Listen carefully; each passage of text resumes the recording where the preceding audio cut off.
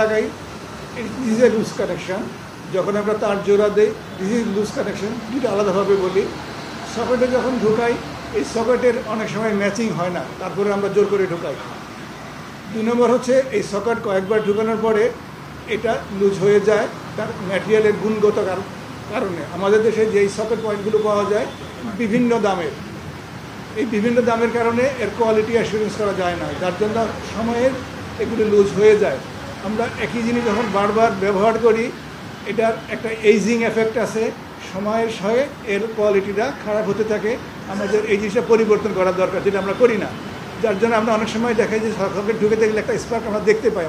আমার মনে হয় আপনারা সবাই নিজেদের বাড়িতে যখন সকেট লাগান কোনো না কোনো সময় স্পার্কটা দেখেছেন।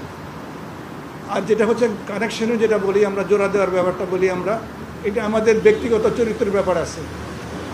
নিয়ম অনুযায়ী একটা তারের জোড়াটা হওয়া উচিত জাংশন টু জাংশন, কিন্তু আমরা মাঝখানে 2টা তার জোড়া দিয়ে পেঁচাই একটা ট্যাপ দিই।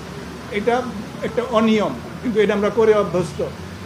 অল্প সময়ের ক্ষেত্রে এটা চলে, কিন্তু দীর্ঘ সময়ের ক্ষেত্রে এই জাতীয় ট্যাপ পেঁচানোটা উচিত নয়। কারণটা হচ্ছে এই ট্যাপগুলো যে গামটা থাকে, যে গামটা কোনোটা 6 মাস কোনোটা 1 বছর করে গামটা চলে যায়, যার জন্য এই ট্যাপের আর গুণগত মানটা থাকে না। কিন্তু তখন আমরা পরিবর্তন করি না। যখন সময়ের পরিবর্তন সাথে সাথে এখানে একটু লুজ হয়, গরম হয় এবং এই ট্যাপের গুরুত্বটা শেষ হয়ে যায়, আমরা এটা খেয়াল করি না। এটা আমাদের অভ্যাসগত কারণ, আমাদের চরিত্রগত কারণ, আমাদের ভুল। এ থেকে অ্যাভয়েড করার সবচেয়ে পদ্ধতি, নিয়ম আমাদের দেশে আইনে আছে। প্রতি বছর আমাদের লাইনগুলো চেক করার কথা, যেটা আমরা 10 বছরে করি না। এটা আমাদের ভুল। প্রত্যেকটা বড় বড় প্রতিষ্ঠানে রেগুলার একটা চেক লিস্ট তৈরি করে এগুলো চেক করা উচিত, চেক করা দরকার, এবং এটাকে লোড দিয়ে টেস্ট করা দরকার। আমরা করি না, যেটা এখন গার্মেন্টস ফ্যাক্টরি রেগুলার ভিত্তিতে করে, কিন্তু আমাদের সরকারি ব্যক্তিগত জীবনে আমরা এগুলো করি না, আমরা ভুলে যাই। এখান থেকে উৎপত্তি, এখান থেকে শুরু। আপাত দৃষ্টিতে দুদিকে মনে হয়েছে, বাস্তবে সোর্স একটাই, কিন্তু বাতাসের গতি, বিল্ডিংয়ের ডিজাইনের ভিন্নতার কারণে দুদিকে প্রবাহিত হয়েছে। এবং মোটামুটি 12 থেকে 14 মিনিটে এই মানে যে আগুনটা উৎপাদিত হয়েছে সেটা ফ্ল্যাশ ওভার হয়েছে। এটা চূড়ান্ত আগুনে রূপায়িত হয়েছে, যেটা ভার্টিক্যালি উঠে গেছে এবং যেটা নিবানো অত্যন্ত কঠিন পর্যায়ে চলে গেছে। এই যে একটা টানেল এফেক্ট এবং এই যে ফ্ল্যাশ ওভার হয়ে যাওয়া, যেই কারণে আগুনটা নিভাতে খুব কষ্টসাধ্য ছিল, সময় সাপেক্ষ ছিল। 6 তলার আগুনটা যখন ছড়িয়ে গেছে, 6 তলা না নিভিয়ে 7 তলায় যাওয়ার সুযোগ ছিল না, যার জন্য ফায়ার ব্রিগেডকে 6 তলা শেষ করেই 7 তলায় উঠতে হয়েছে। ততক্ষণে আগুনটা লোকালাইজ 2টা পয়েন্টে মনে হয়েছে, একটা 6 তলায়, একটা 8 তলার কোনায়। বাইরে থেকে মনে হয়েছে 2টা আলাদা, অনেক দূরে।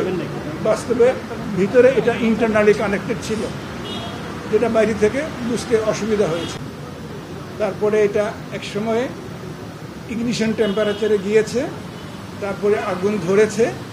আগুন ধরার সাথে সাথে ধোঁয়া হয়েছে এবং সেখানে আগুনের ফ্লেম তৈরি হয়েছে। ফ্লেমটা ভার্টিক্যালি উপর দিকে উঠে গেছে, আর ধোঁয়াটা সচিবালয়ের বিল্ডিংয়ের একটা টানেলের এফেক্টের কারণে পশ্চিম দিক দিয়ে পূর্ব দিকে বেরিয়ে গেছে, যেটা আপাত দৃষ্টিতে মনে হয়েছে জিনিসটা 2 জায়গায়। ভিডিওর মাধ্যমে পেয়ে যেটা দেখেছি, যেটা আমরা আগে ভিডিও পাওয়ার আগে রিপোর্ট তৈরি করেছি, যেটা পুরোপুরিভাবে মিলে গেছে।